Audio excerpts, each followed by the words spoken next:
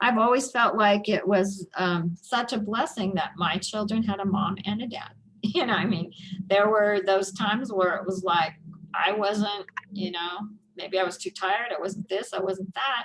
And my husband was walking the halls with a crying baby, or able to, after a child throws up all over you, take the child and help in that process. It was, I mean, we did that together. It was always kind of an exciting thing on Saturdays when Daddy was home, because when the baby would wake up, we wanted to go up and, we both could see her then when she woke up, and he was busy. And so I could hear her up there, and I went up. There is blood everywhere. There is blood all over her crib. It's on the wall. It's all over her. And all I remember is standing at the end of the crib going, Chuck, I need you right now. And of course, he came right on up the stairs. And interestingly enough, he went, oh, wow, she had a nosebleed. Picks her up, takes her in the bathroom, and cleans her up.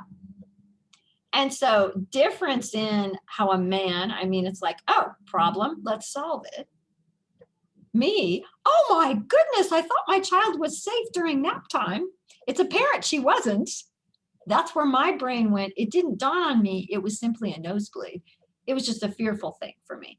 And so that's one of the reasons I'm always thankful they've had two parents, because in that situation, his response was so very appropriate. And mine was quite over the top. He plays better with them than I do. I mean, still does. And they're in their 20s. I mean, we're going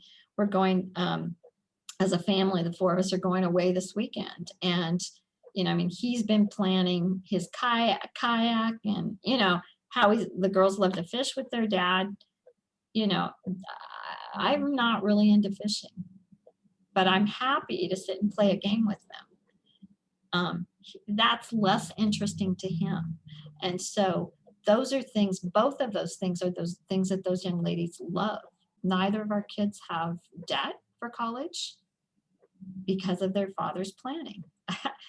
I can plan, but I don't know that I would have done as good a job. We can all get in that mindset of, I don't need anybody. I can do this myself. It's that prideful self-sufficiency thing. And the reality is we live in communities. We do need one another. The studies are clear.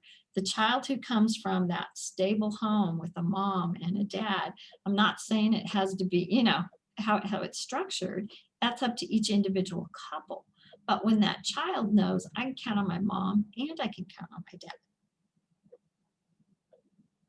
that child has a much better chance at success, however you may define that.